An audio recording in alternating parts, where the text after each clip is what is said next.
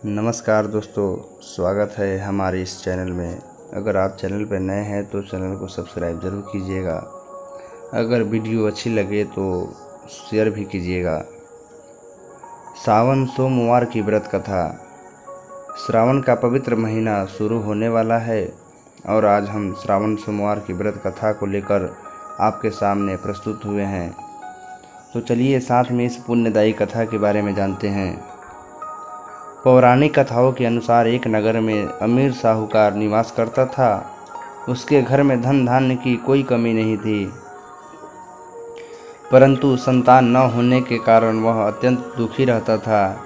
संतान प्राप्ति के लिए वह हर सोमवार श्रद्धापूर्वक भगवान शिव जी की उपासना करता था और संध्या के समय मंदिर में जाकर भगवान शिव के समक्ष दीप जलाता था।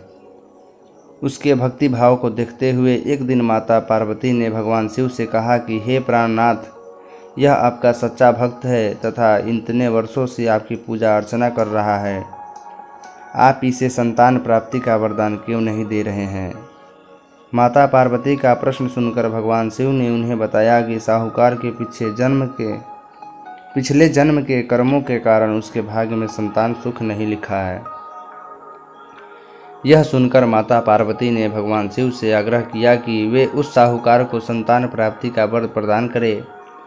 माता पार्वती के आग्रह के बाद भगवान भोलेनाथ ने ये बात मान ली और स्वप्न में उस साहूकार को दर्शन देकर संतान प्राप्ति का वरदान दिया। इसके साथ ही भगवान ने उसे यह भी बताया कि उसका पुत्र अल्प आयु होगा और वह केवल 16 वर्ष तक जीवित रहेगा। साहूकार को इस बात की हार्दिक प्रसन्नता तो हुई, लेकिन वह संतान को कुछ समय के बाद खोने के विचार से चिंतित हो गया। उसने पूरा वृतांत अपनी पत्नी को सुनाया। पुत्र की अल्पायु के बारे में सुनकर उसकी पत्नी भी अत्यंत दुखी हो गई। यह बात जानकर भी साहूकार ने अपने आराध्य की पूजा अर्चना जारी रखी। कुछ समय पश्चात उसकी पत्नी गर्भवती हो गई और उसने एक सुंदर बालक को जन्म दिया। उन्होंने उस बालक का नाम अमर रखा। जब अमर 11 वर्ष का हुआ तो साहूकार ने उसे अपने मामा के साथ शिक्षा ग्रहण करने के लिए काशी भेज दिया। काशी जाने से पहले साहूकार ने बालक के मामा को कुछ धन दिया और कहा कि तुम जिस भी मार्ग से जाना वहाँ यज्ञ और ब्राह्मणों को भोजन अवश्य कराना। इसके बाद दोनों मामा भांजे काशी की ओर निकल पड़े। यात्रा करते हुए बालक और उसके मामा एक राज्य में विश्राम के लिए रुक गए। वहां पर राजा की पुत्री का विवाह हो रहा था, परंतु जिस राजकुमार का विवाह उस राजकुमारी से हो रहा था वह एक आंख से काना था और यह बात किसी को पता नहीं थी। राजकुमार के पिता को इस बात की चिंता थी कि अगर राजकुमारी को यह बात पता चल गया कि राजकुमार एक आंख से काना है तो वह शादी से मना कर देगी। इसलिए जब उसने साहूकार के पुत्र को देखा तो राजकुमार के पिता ने उससे राजकुमार की वजह मंडप में बैठ जाने का आग्रह किया। साथ ही उसने उस बालक से कहा कि वह विवाह के बाद इस भेद के बारे में किसी को न बताए। अमर उस राजा की बात मानकर दूल्हे के स्थान पर जाकर मंडप में बैठ गया। इस प्रकार राजकुमारी और बालक का विवाह संपन्न हुआ। विवाह के बाद बालक अपने मामा के साथ काशी के लिए प्रस्थान कर गया। काशी जाने से पहले उस बालक ने राजकुमारी को पत्र के माध्यम से सब सच बता दिया। साथ ही यह भी बताया कि जिस राजकुमार से उसकी विदाई हो रही है वह दरअसल काना है। सत्य जानकर राजकुमारी ने उस राजकुमार के साथ जाने से मना कर दिया। वहीं दूसरी ओर मामा भांजे काशी पहुंच गए।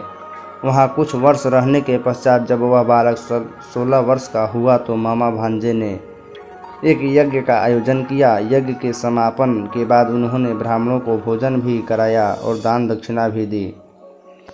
इसके पश्चात बालक की तबीयत खराब होने लगी। वह मूर्छित होकर जमीन पर गिर गया और उसकी मृत्यु हो गई। जब उस बालक के मामा ने बालक को इस अवस्था में पाया तो वह जोर जोर से विलाप करने लगे।